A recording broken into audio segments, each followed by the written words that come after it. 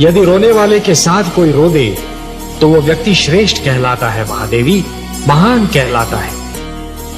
दूसरों के दुख को अपना दुख तो केवल वही व्यक्ति समझ सकता है जिसका हृदय दर्पण की भांति स्वच्छ हो। ये मैं बार बार यही कहता हूं कि कभी किसी को किसी का बुरा नहीं सोचना चाहिए, क्योंकि जो भी व्यक्ति किसी और का बुरा सोचता है अंत में उसका भी बुरा हो ही जाता है। जो भी व्यक्ति ये समझते हैं कि ये तंत्र मंत्र, ये सर्वनाश और अंधकार की शक्तियां केवल किसी और को ही क्षति पहुंचा सकती हैं, तो वो उनका भ्रम है। सत्य तो ये है महादेवी कि जो ईश्वर के सच्चे भक्त होते हैं, जो स्वयं ईश्वर पर संपूर्ण विश्वास करते हैं, ये तंत्र मंत्र की शक्तियां उनका बाल भी नहीं बांका कर सकती। इस प्रकार द्वेष और घृणा का मारा व्यक्ति पड़ोसी के घर को जलते हुए देख ये भूल जाता है कि उसी अग्नि की लपटें स्वयं उसका घर भी जला सकती हैं। उसी प्रकार जो व्यक्ति तंत्र मंत्र में विश्वास करता है वो ये भूल जाता है कि यही तंत्र मंत्र की शक्तियां स्वयं उसका भी सर्वनाश कर सकती हैं। सत्य तो ये है महादेवी कि स्वयं मैं अपने भक्तों के वश में हूं। अपने प्रेम से, अपने विश्वास से, अपनी भक्ति से और अपनी श्रद्धा से मेरे सारे भक्त बार बार मुझे उनकी सहायता करने के लिए विवश करते रहे हैं और करते रहेंगे। और मुझे अपनी इस विवशता पर कितनी प्रसन्नता होती है, इसका मैं क्या वर्णन करूं महादेवी, इसका मैं क्या वर्णन करूं महादेवी। कि जिस प्रकार जब एक पुरुष भटक जाता है तो केवल एक ही व्यक्ति भटकता है, परंतु जब एक नारी के पैर डगमगाने लगते हैं तो समस्त परिवार डगमगा जाता है। उसी प्रकार जब एक शिष्य भटकता है तो केवल एक ही छात्र भटक जाता है, परंतु जब एक गुरु भटक जाता है महादेवी तो समस्त छात्र समाज भटक जाता है। महादेवी, जो मृत्यु से डरते हैं वो जीवन जीने के लिए सिद्धांतहीन समझौते करने लगते हैं, और ऐसा सिद्धांतहीन जीवन मृत्यु से भी बुरा होता है महादेवी। इतिहास साक्षी है कि जीतते तो वही हैं जो मृत्यु के भय पर विजय पा लेते हैं, और सिद्धांतहीन जीवन जीने वाले तो कायर होते हैं महादेवी।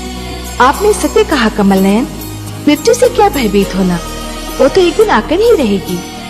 किंतु मृत्यु के भय से जीवन का सुख चैन खोना मूर्खता है।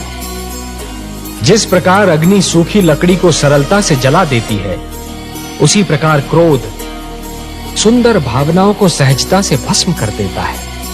वो मेरे विरोधी है, इसलिए मेरा विरोध करने की धुन में वो विवेक तो क्या स्वयं को भी भूल गए हैं। मेरा विरोध करने की भावना उनकी विद्वत्ता पर भारी पड़ चुकी है महादेवी।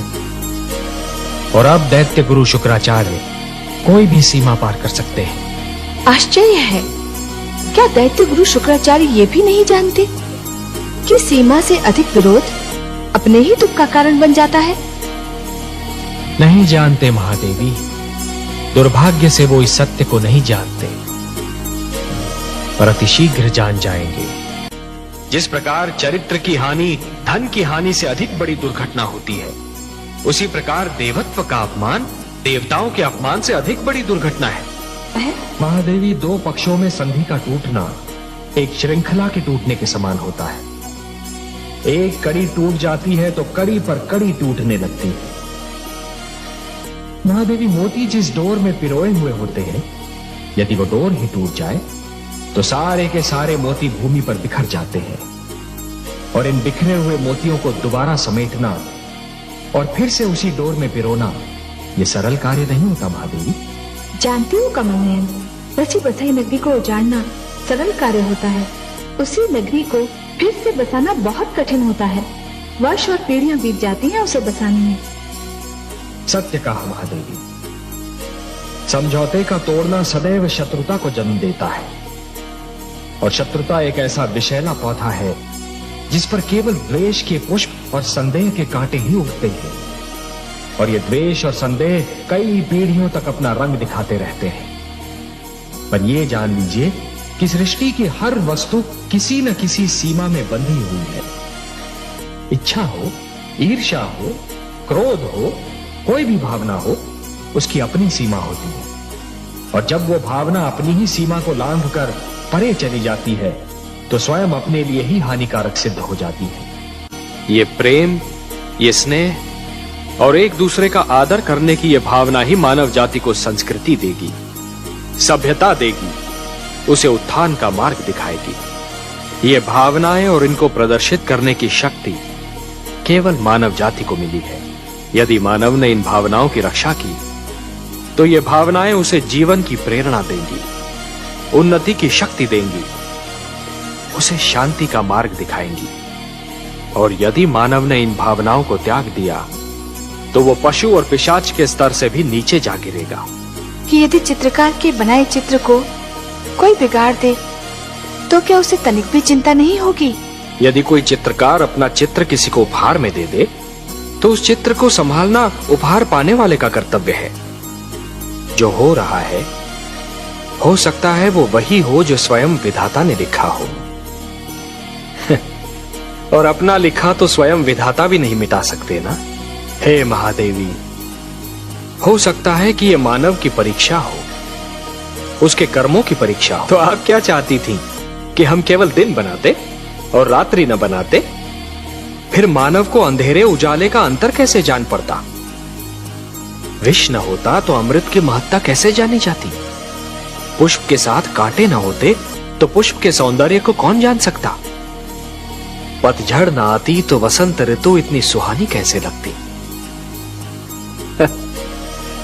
हमने मानव को बनाया है देवी।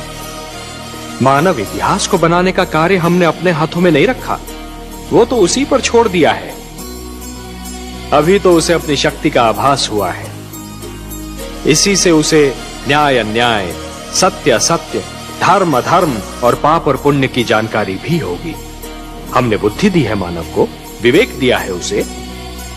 यदि असत्य और अधर्म अपनी सीमा को पार कर गए, यदि धर्म की हानि होने लगी, तो हम स्वयं धरती पर जाएंगे। हम वचनबद्ध हैं।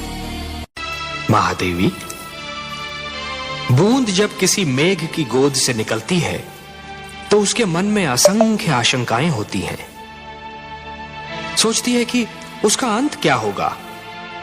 क्या वो किसी मरुस्थल की सुलगती रेत पर गिरेगी और सूख जाएगी, या किसी सुलगते अंगारे पर गिरेगी और भस्म हो जाएगी, या फिर किसी कांटे पर गिरेगी और उसका शरीर छलनी हो जाएगा?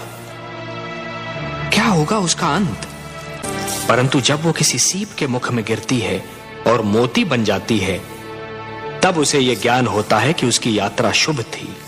परिवार मानव समाज की सबसे छोटी परंतु सबसे महत्वपूर्ण इकाई है। हमने पृथ्वी पर रहने वालों के लिए कुछ नियम दिए हैं और उनके अनुसार एक पिता परिवार का स्वामी होता है। पुत्र को प्यार देना, उसका संरक्षण करना पिता का कर्तव्य है। एक पिता ब्रह्मा भी होता है और विष्णु भी। वो जन्म भी देता है और पुत्र का पालन पोषण भी करता है। देवी, संघर्ष का संबंध आयु से नहीं, इच्छा शक्ति और मन की लगन से होता है। भड़कती हुई ज्वाला पहले छोटी सी चिंगारी ही होती है। माना कि ध्रुव सर्वस्व त्याग कर मेरा दर्शनाभिलाषी है देवी, परंतु जो मेरे साधारण भक्त हैं, उनका भी तो मुझ पर अधिकार है। आप तो जानती हैं देवी कि जो भी सच्चे मन से मुझे पुकारे, मैं उसी का हो जाता हूं। तो फिर यह कैसे संभव है देवी कि मैं अपने असंख्य भक्तों को भूलकर केवल एक बालक को कृतार्थ करूं? देवी, सूर्य अपना प्रकाश बांटते समय राजा के महल और दीन की कुटिया में अंतर नहीं करता। वर्षा का बादल मधुवन पर बरसता है तो मरुस्थल की प्यास भी बुझाता है। तो फिर यह कैसे संभव है देवी कि मैं अपने भक्तों में पक्षपात करूं? हे महादेवी, ये मत भूलिए कि ईश्वर भी ईश्वरत्व के नियम से बंधा है और ईश्वरत्व का नियम है समानता। मेरी दृष्टि में समस्त मानव जाति समान है। मैं धरती पर जा अवश्य सकता हूं देवी, किंतु समस्त मानव समूह के कल्याण के लिए। महादेवी, जिस प्रकार जब जल माटी को गीला कर देता है तो माटी में से सुंदर अंकुर फूटते हैं, उसी प्रकार जब भक्ति मन को उदार बना देती है तो मन में सुंदर विचारों का जन्म होता है। जिस प्रकार वर्षा फूल पर जमी हुई धूल को धोकर फूल को स्वच्छ और निर्मल बना देती है, उसी प्रकार जब श्रद्धा मन को छूती है तो मन को पवित्र और उज्जवल बना देती है। यदि ऐसी स्थिति बन जाए कि दो परस्पर विरोधी गुटों की लड़ाई में दोनों ही पक्षों के केवल निर्दोष और असहाय तत्व ही अत्याचार और आतंक के लक्ष्य बन जाएं, तो हर उदार मन तड़प उठता है। जिस प्रकार दीपक जिस अंधकार को मिटाता है, वो अंधकार उसी के नीचे जा छुपता है, उसी प्रकार कभी कभी सत्य को असत्य के नीचे और पुण्य को पाप के नीचे ही शरण मिलती है। एक पापी सत्य को संसार से मिटाने की धुन में यह भूल जाता है कि सत्य तो वहां भी पल सकता है जहां कभी उसने सोचा ही न था। जिस प्रकार चरित्र की हानि धन की हानि से अधिक बड़ी दुर्घटना होती है, उसी प्रकार देवत्व का अपमान देवताओं के अपमान से अधिक बड़ी दुर्घटना है। महादेवी, दो पक्षों में संधि का टूटना एक श्रृंखला के टूटने के समान होता है। एक कड़ी टूट जाती है तो कड़ी पर कड़ी टूटने लगती है। महादेवी, मोती जिस डोर में पिरोए हुए होते हैं, यदि वो डोर ही टूट जाए तो सारे के सारे मोती भूमि पर बिखर जाते हैं। और इन बिखरे हुए मोतियों को दोबारा समेटना और फिर से उसी डोर में पिरोना यह सरल कार्य नहीं होता। महादेवी, जानती हूँ कमल नयन, बसी बसाई नगरी को उजाड़ना सरल कार्य होता है, उसी नगरी को फिर से बसाना बहुत कठिन होता है। वर्ष और पीढ़ियां बीत जाती हैं उसे बसाने में। सत्य कहा महादेवी।